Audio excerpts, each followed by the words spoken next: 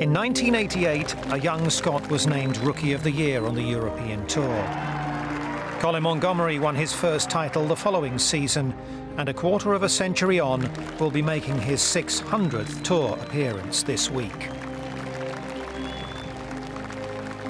Over the years, he's won a total of 31 European Tour titles and a record 8 Order of Merits. Fittingly, his 600 tournament milestone will be marked this week at the Turkish Airlines Open, on a course designed by Monty himself, the Montgomerie Max Royal. We met up with Montgomerie recently to look back on a remarkable season, even before he arrived in Turkey. Often mentioned as one of the greatest players never to win a major, the Scot went some way to shedding that unwanted tag this year by winning the Senior PGA Championship, incredibly his first ever 72-hole tournament win in the United States.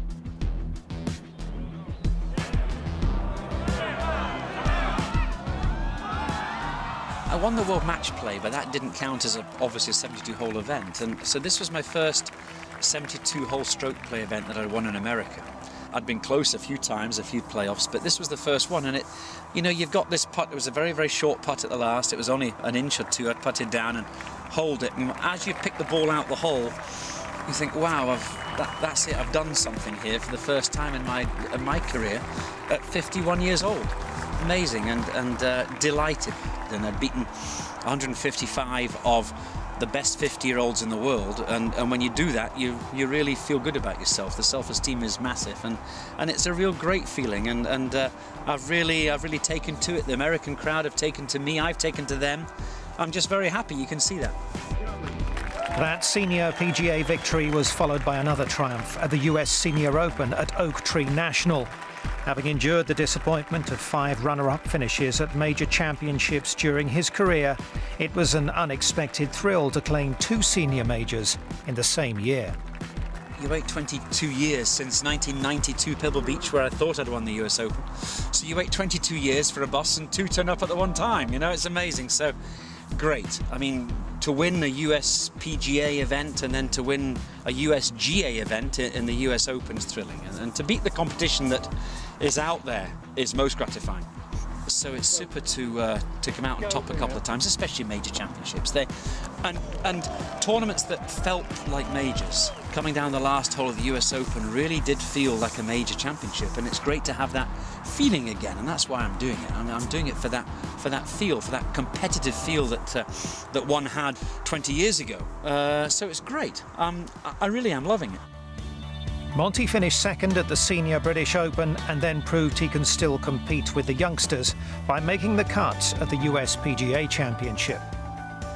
I'm not driving the ball as straight as I used to. I would say from then on in, though, my irons and my chipping and putting is as good as it was. Technology's helped me contain that, but I'm not driving the ball as well. I wish I could drive the ball as straight as I did.